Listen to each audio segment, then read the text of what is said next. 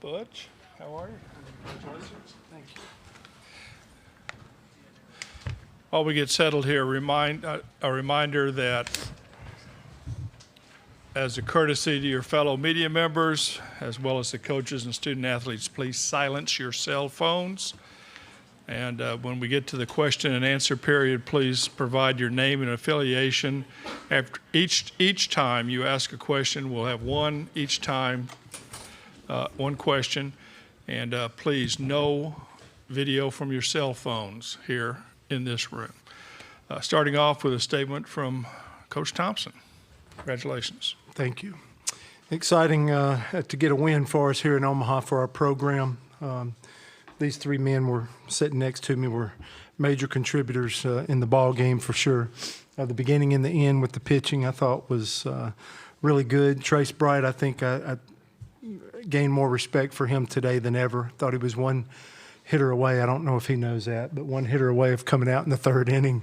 But he weathered the storm. We really were scouting report interested. Can their fastball survive? And really their first two runs come off of breaking balls that I can't see from the side, but maybe grabbed a little more plate, or not our best breaking balls, how they got their first two runs. And one just barely hit the chalk down the third baseline, and he held it together and come back out with his fastball in the third inning and got us all the way through the fifth.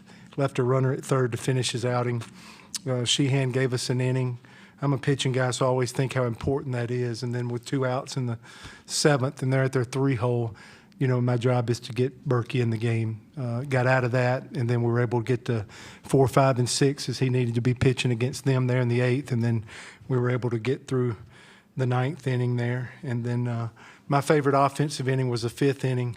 I think Brody got a ground ball to the sixth hole. We finally just got to get to a hit-and-run approach, scrapping our at-bats. We had 5 3-2 counts. We lost them. I know we had an 8-pitch at-bat by Rambush to start off the game, and then just the full counts we couldn't win. And then I'm just tired of watching us sit there having at-bats, so we did some goofy stuff. We bunted the ball too hard for the first out. We did a first and third, and we delayed too much from leaving at third, and I thought it made me happy. It was goofy baseball, but we scored 4 runs the very next inning because it just seems like we got each other's attention. I was watching Oklahoma last night, and they make the first and the third out at third base, and everybody's throwing trash at them, and I'm like, they're right where they need to be. They're playing, they're attacking, and they're going for it. And I thought that helped us work into creating the sixth inning. And then Cole Foster had a big hit for us and has been struggling just health-wise to stay on the field, and was a big hit for us. But thankful to get a win and look forward to competing again tomorrow. Okay, we'll start off with questions for the student athletes. If you have a question, raise your hand and we'll get a mic to you. Start here with Aaron, and then we'll get. Thank you. Aaron Fitt, D1 Baseball. Trace, what do you think were the key adjustments that you were able to make, and after that, second, third inning, to kind of find your groove and get deep into the ball game? Location, that was the biggest thing. They were aggressive, so being able to flip it off speed in there, behind in the count, was huge for me. We knew that they were aggressive going in, but they jumped on some first pitches and made me pay for it. But I think I got my command later in the first a little bit, and then better in the third more so. So that was the biggest thing for me. Okay. So far this postseason, you guys name and have affiliation, please. Sorry, that's my fault. Andrew Stefaniak, AuburnDaily.com, and you all have sent 3 Pac-12 teams home this postseason throughout the regional, super regional, and here in Omaha. How does that feel to represent your conference this well and to play baseball against one of the top conferences and beat them? Why don't you start, Kason? Anytime we can play good teams, we want to represent the SEC well. Obviously, all Pac-12 teams we played, I respect them. They have really good players, but being from the Southeastern Conference, having 4 Western Division teams in here, we just want to play good baseball and try to represent our conference well. And obviously it feels good to win against such great teams like Stanford and Oregon State and UCLA. All have great programs, all have great players. We're just trying to represent the conference well. Okay, here in the back. Mark. Mitch Kutcher, CWS 247. Blake and Trace, what kind of effect has Tim Hudson had on the pitching staff? I mean, he's been awesome. He actually helped me pick up my cutter, and he's work. I mean, he'll work with anybody if you ask him. He's always looking to help. And you know, after every inning, I come in the dugout and I'll go over there and talk to him first thing. I'll be like, he'll ask what's working, you know, what's not working, and then right before I go back out, I'm like, what do you think I should do to these guys? Like, who do I have coming up? How should I pitch these guys? How should I work around them? Are there any places I need to be worried about? And I mean, with a mind like that in the dugout, you've got to take advantage of it. So I would say that he's with that much experience, there's a ton of knowledge, and you know, trying to pick his brain all the time at practice, you know, even when you're not pitching, about things, how he sees things, that's big for me. So I try and, you know, get little tidbits of information that may help me that I can apply to my game. Okay, back here. Ryan Hennessy, NBC 13 in Birmingham. For Trace, you hear your coach, you know, ups and downs of this game with your backs up against the wall. When you saw Cole make that play, what was that going through your head at that moment? You know, he's been great all year. You know, big swing today for us. You know, he was fighting the heat, which was amazing for him to finish that game. All 9 innings was big for him. But, you know, I know that the offense was about to heat up at some point, and I knew that they had our back. And then, you know, Tommy and Berkey coming in after me, I knew that they had the game right where they wanted it. And in their hands, I was happy with them finishing the game. Okay, here. Adam Cole, the Opelika Auburn News. A question for Blake. I know Butch had kind of talked about it a little bit earlier in the season, kind of getting you back to top form since that injury during the Tennessee series. You've looked probably as best as you have all year from Supers till now. Just wanted to ask if there was maybe a point recently where you felt like you've gotten to that top form, and just I guess what's been working best for you since the Supers? honestly, it's all starting to just click at the right time. Like I can't really like put a finger on where, like what exactly part of my game is getting better. But I know like my focus when I come in the game, I'm there first through 9 innings, ready to go. Just the mental aspect that's been locked since like postseason plays come around, and then everything's starting to click on the mound. So. Okay, Jason. Jason Caldwell, Auburn 247. Kaysen, just you touched on Cole's swing, but how big is that for an offense to have one of those breakthrough swings in a game like this? You know, especially the way that y'all guys have been the last couple of games swinging the bat. You know, it's huge. Like Coach Thompson said, we lost a lot of 3-2 counts. You know, we were battling, and obviously offensively we haven't been where we want to be the last 2 to 3 games. But for Cole to really put a spark in our offense, and I mean, you could tell just everyone's at bats. We're a little bit more on the attack after Cole's big swing. I hope that can carry momentum into this week, into tomorrow when we compete against whoever we're playing. But that swing meant a lot, and Cole came up in a big moment, and you know he's been huge for us all year. But that really put a spark in our offense today. Okay, we have a question on Zoom right now. Please give your name and affiliation and ask your question. Yes, Mark Murphy, inside the Auburn Tigers. This is for Trace. What does it mean to you to get the start today, considering you had such a rough outing out in Corvallis, and I guess you got to feel great about the way you pitched. Yeah, you want to bounce back. You know, that was a tough outing for me, you know, but I endured that whole game. My offense had my back that first game, and, you know, we pulled it out. But you try and learn from it and move on. But I wanted to get us off on the right foot, and I kind of had us behind the 8 ball there for a few innings. But, you know, like Kaysen said, once the offense got rolling, you know, I knew that we were in a good place with the bullpen set up and how we were with that lead. Okay, right here. TomGreenale.com. For any of you guys, I think on the broadcast we all saw that little bird in the dugout. Can you guys tell us, you know, what happened there and when you guys first saw it? They were playing, so I was over there front row seats with the bird. Somehow it might managed to find its way in our dugout. Maybe a little rally bird or something, but you know, it seemed to work for us. Okay, Mike, this would be our last question for the players. Mike Patterson, Omaha World-Herald. Blake, can you just talk about that first batter you faced in the 7th inning and coming in with the bases loaded like that? When I was coming in, you kind of try to, I mean, you know the bases are loaded, but you kind of have to flush it. I mean, your main focus is that first guy out of the pen. That's what we focus on as a bullpen. And coming in there and being able to command some pitches. I mean, I don't think I had my fastball command all day, but the cutter was working and the changeup was working, and that's what I had to lean on. And I got, I think it was a 3-2 count or something. I mean, I was right on the brink of walking in, but thankfully I got that strikeout and got us off the field. Okay, guys, thank you. A reminder that the locker room is closed, and George will help you with any other requests you might have. So you're excused. Trace, that was the scrawniest war eagle I've ever seen.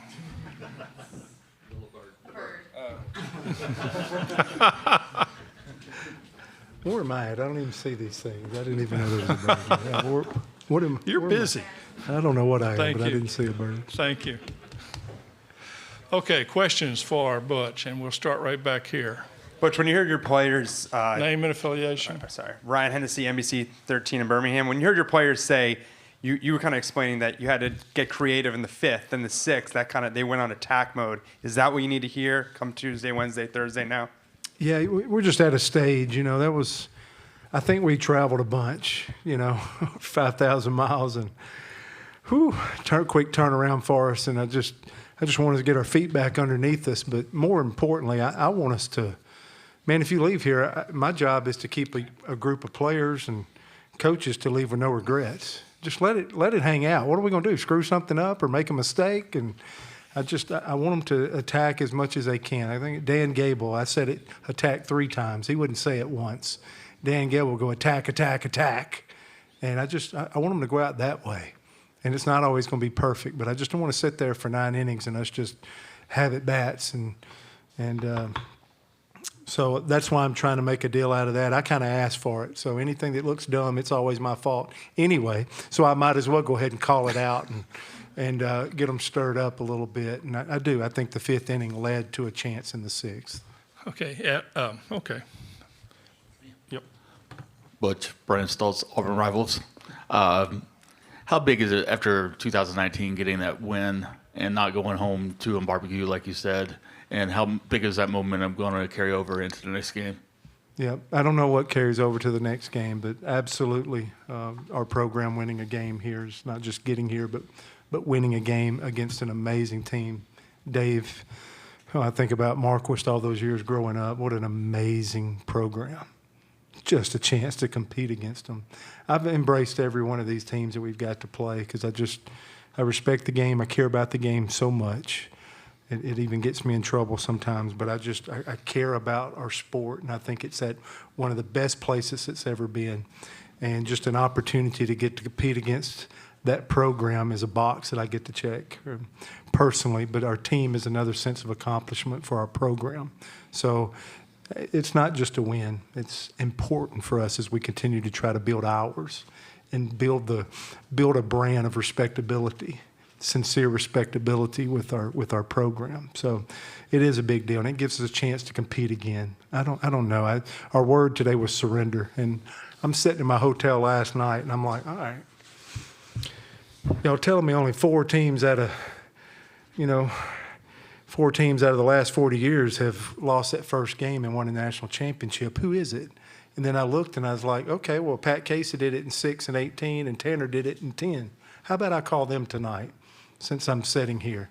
And both of those men got back, and they both gave me paragraphs of taking me through the journey with their team. And I'm like, like I say, man, the man or woman of the team that will never quit, they got a chance.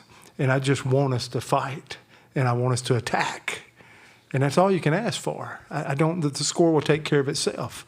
But those men, it was like they were excited to hear from me. And they're like, yeah, this is what we did. This is what we talked about. This became our focus. And I'm just hunting for every inch we can for our program. So thankful for today and excited about tomorrow. Okay, Mike. Mike LaPresta, NCAA.com. In the 6th inning, you got one guy who takes a foul off his shin and looks pretty painful, and he stays in there. You've got a guy who, by all accounts, is looking like he feels really lousy and gets a big hit. Can you just talk about the sheer grit that was on display in that inning, and how bad does he feel? Yeah, he doesn't feel great. Shouldn't he be in here? He got 3 RBIs and 2 hits. He should be in here right now. So you can imagine he's probably getting IVs is what I was was told, because he should be sitting here at the table visiting with us right now. So he's doing all that he can. Like he barely pulled into second, and he dropped his head, probably the biggest hit of his life, and he's trying to keep his head up. So he's just done an amazing job. I think back to game one now, people really pile on people when you don't swing it offensively. Team looks lethargic when you're not getting hits sometime. But I got little Bello trying to run through the left field wall. He's trying to fight with a fan. He's diving on the line. I got Brody took a bite out of the tarp. I just, from a coaching, I'm always want to be level 2, not like on my couch at level 1. I know they're fighting for us. Sometimes it just doesn't always look as pretty or clean or the execution, because this is what this is all down to. Whenever you have success here or you're playing somebody that's the best of the best of the best. Every one of these teams had to climb a mountain. Everybody's hot enough. Everybody's good enough. So, but these guys are giving us all they got. I love my team. Okay, Adam. Butch, Adam Cole, Opelika Auburn News. I just kind of wanted to ask about you guys. Really roughed up their best pitcher, who's been dominant for them all year, and I know you only got so much time to game plan, but was curious how much of the game planning maybe went into going up against Quinn Matthews, and I guess the success in that frame. Was wondering too if it was a blend of the bats finally breaking through, or you guys maybe having a plan for going up against him. Yeah, I think we finally just exhaled. It's really neat how the players, their perspective, when Cole hit the ball, that was a big exhale for our offense. But like I say, that 5th inning, just starting it up, trying to do a little bit, I just think that got us wanting to go a little bit. And we knew we'd see him. We've been watching video of him. I mean, that's their guy. And thankfully we got in there that early. It's hot out there. And I looked up at the board one time. He's at 56 pitches, and he's an amazing pitcher. And then they brought in a lefty there to finish a game. It was 95. It was pretty good, too. So, all in all, we knew if we had any chance of winning today, we were going to have to deal with him. And I thought we did a pretty good job. And, we brought Burkhalter into the 7th there. Come on, Sheehan. We got 2 outs and nobody on. We got a hit that, we just defensive replaced there. And that was the one place, the park today, where that ball was traveling, was the left center field. And we took a little flat route, and then you couldn't catch up on it late. We hit a batter, and then another single sharply. So we, like I said, when you're right at that part of that lineup, we had to go ahead and dump our guy in, but we got Burkhalter in there a little bit later. And he had a lead, so... But Matthews is a really good player. We really didn't know what kind of starting pitcher we would get. I think they've moved around a little bit with their 2-hole guys, and we just tried to take the 2 or 3 best guys and started preparing for them. And Matthews is absolutely one that we watched a lot of video and tried to talk about what we have to do against him.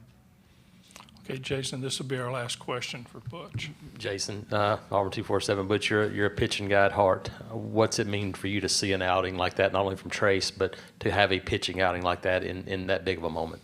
Yeah, just I looked at it. We struck out 13 the other night. We struck out 16 batters today. I had no idea. And Trace, they hit him. He made a couple of breaking balls, but he steadied himself and he went to another level in the 3rd. That's a developmental piece where I'm proud of him. But, at the end of the day, he was going to make Stanford beat him, and he finally settled in the ball game. He had 8 strikeouts and no walks. Berkey had 5 strikeouts and no walks. And he got hit in the butt with the line drive there, but he's only walked 7 guys. He does have the ability, whatever you think skill level is of Burkhalter, he can at least shove it in the strike zone. And when you can do that, the tenets of the baseball game usually work out. So we get out of there with 1 walk and I think 1 hit batter against a really good offensive club, and that gave us a chance. It's just like when I was bragging on the tipping my hat the best I could to Ole Miss the other night. There was just no walks. They just did not help our offense any.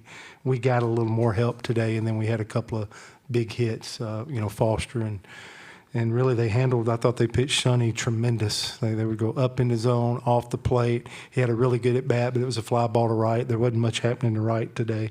And Pierce and Foster had a couple of big hits for us today. Butch, thank you. We'll see you tomorrow night. Yes, sir. Thank you. You bet.